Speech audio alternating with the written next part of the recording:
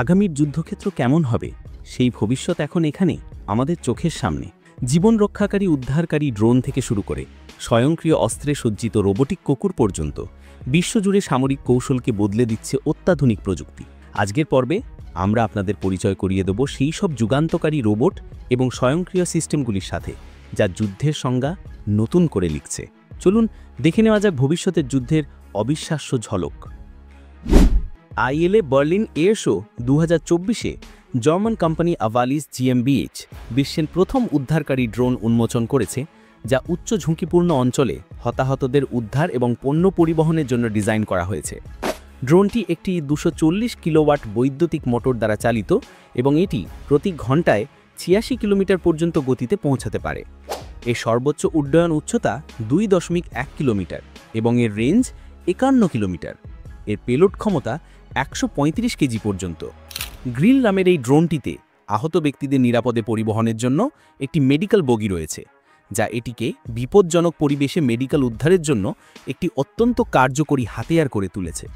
এই ধরনের ড্রোনের ব্যবহার খরচ কমায় এবং হতাহত ও উদ্ধারকারী দল উভয়ের জন্যই নিরাপত্তা বাড়ায়।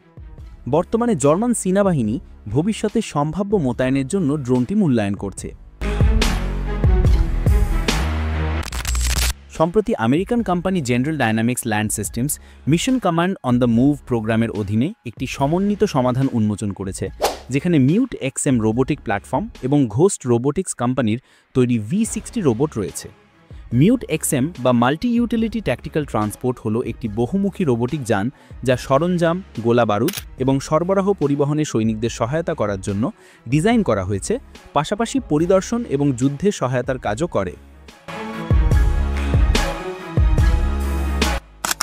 তুর্কি সেনাবাহিনী রকেটসেন কোম্পানির তৈরি সুঙ্গুর স্বল্প পাল্লার কাঁধে বহনযোগ্য আকাশ প্রতিরক্ষা ব্যবস্থা অন্তর্ভুক্ত করার মাধ্যমে নিজেদের অগ্রগতি অব্যাহত রেখেছে।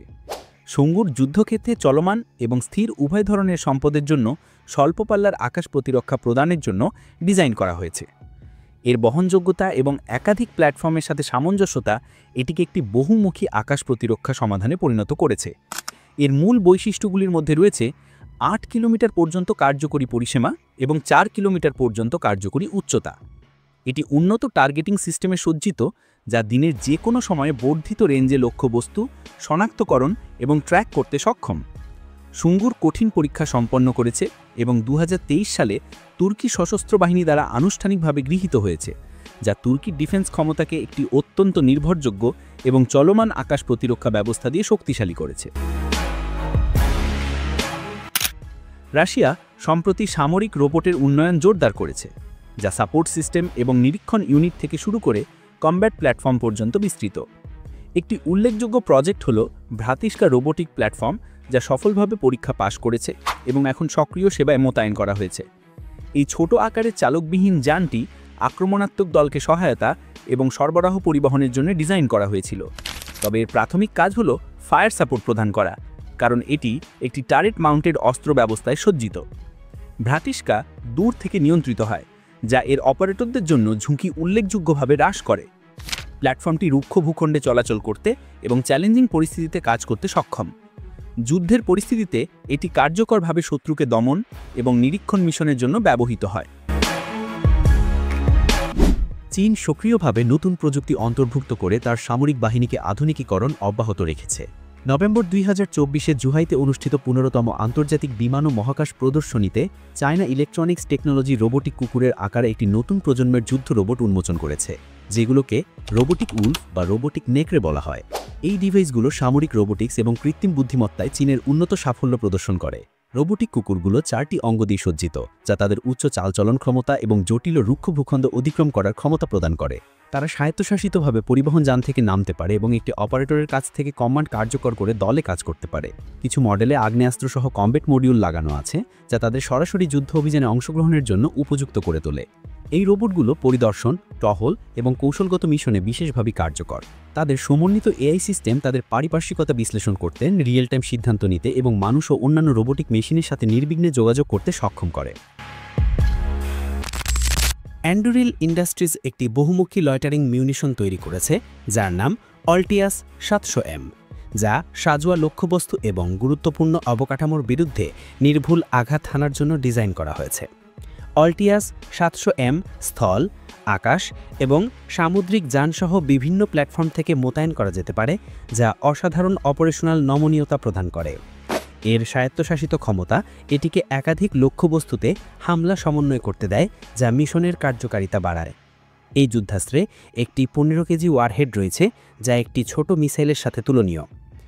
এটিকে ট্যাঙ্ক, যানবাহন, জাহাজ এবং সুরক্ষিত অবকাঠামোর বিরুদ্ধে অত্যন্ত কার্যকর করে তোলে। এর উল্লেখযোগ্য পেলোড, উচ্চ টার্মিনাল গতি এবং বিলম্বিত ফিউজ ক্ষমতা এটিকে দেয়াল ভেদ করতে এবং ভারী সাজোয়া লক্ষ্যবস্তুর বিরুদ্ধে সর্বোচ্চ প্রভাব ফেলতে সক্ষম করে।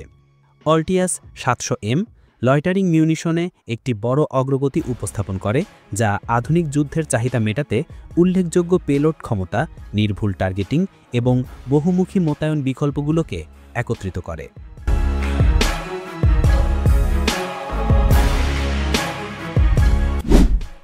রাশিয়ান সেনাবাহিনী একটি নতুন গ্রাউন্ড রোবোটিক সিস্টেম উন্মোচন করেছে, যার নাম BRG-1, যা হতাহতদের উদ্ধার এবং পণ্য সরবরাহ উভয়ের জন্যই ডিজাইন করা হয়েছে। যুদ্ধের অবস্থার চ্যালেঞ্জ মাথায় রেখে তৈরি করা BRG-1-এ একটি মজবুত ট্র্যাকড প্ল্যাটফর্ম রয়েছে, যা প্রতি ঘন্টায় 15 কিলোমিটার পর্যন্ত গতিতে রুক্ষ ভূখণ্ডে চলাচল করতে সক্ষম।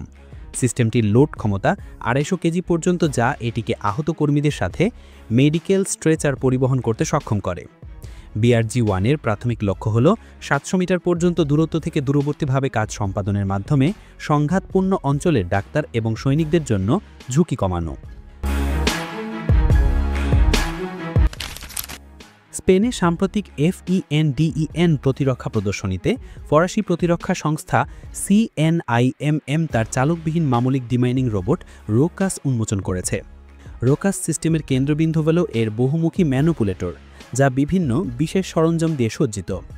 এর মধ্যে একটি এন্ড এফেক্টর রয়েছে, যা বস্তু আঁকড়ে ধরা এবং তোলার জন্য একটি স্ট্যান্ডার্ড ক্ল হিসেবে কাজ করতে পারে, অথবা তার কাটা বা যন্ত্রাংশ খোলার মতো উন্নত কাজ করতে পারে।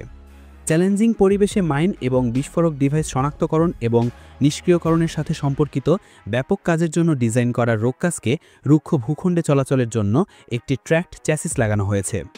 এর সেন্সর সুইট প্রসিদ্ধ হানে থ্রেড শনাক্ত করতে দেয় এবং রোবটটি দূর থেকে পরিচালিত হয়, যা বিপজ্জনক পরিস্থিতিতে কর্মীদের নিরাপত্তা নিশ্চিত করে।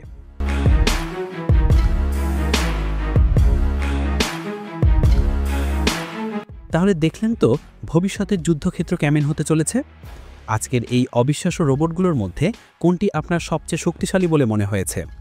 সেটি হতে পারে জার্মান উদ্ধারকারী ড্রোন গ্রিল অথবা চীনের বিধ্বংসী রোবোটিক উলফ।